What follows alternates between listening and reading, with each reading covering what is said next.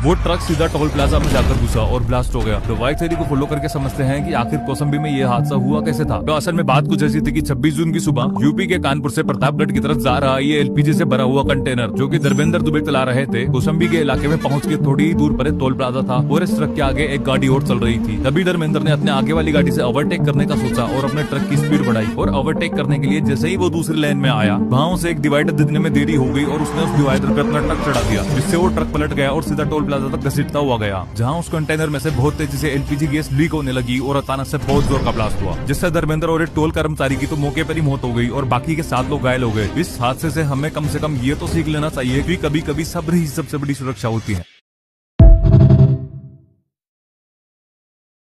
वो ट्रक सीधा toll plaza में जाकर घुसा और ब्लास्ट हो गया। तो वाइट थ्योरी को फॉलो करके समझते हैं कि आखिर कौशाम्बी में ये हादसा हुआ कैसे था। तो असल में बात कुछ ऐसी थी कि 26 जून की सुबह यूपी के कानपुर से प्रतापगढ़ की तरफ जा रहा ये एलपीजी से भरा हुआ कंटेनर जो कि धर्मेंद्र दुबे चला रहे थे, कौशाम्बी के इलाके में पहुंच के थोड़ी ही दूर पर एक टोल प्लाजा था और इस ट्रक के आगे एक गाड़ी और चल रही थी। तभी धर्मेंद्र ने अपने आगे वाली गाड़ी से ओवरटेक करने का सोचा और अपने ट्रक की स्पीड बढ़ाई और ओवरटेक करने के लिए जैसे ही वो दूसरी लाइन में आया, वहाँ उसे एक डिवाइडर दिखने में देरी हो गई और उसने उस डिवाइडर पे अपना ट्रक चढ़ा दिया, जिससे वो ट्रक पलट गया और सीधा टोल प्लाजा तक घसीटता हुआ गया, जहां उस कंटेनर में से बहुत तेजी से एलपीजी गैस लीक होने लगी और अचानक से बहुत जोर का ब्लास्ट हुआ, जिससे धर्मेंद्र और एक टोल कर्मचारी की तो मौके पर ही मौत हो गई और बाकी के 7 लोग घायल हो गए। इस हादसे से हमें कम से कम ये तो सीख लेना चाहिए कि कभी कभी सब्र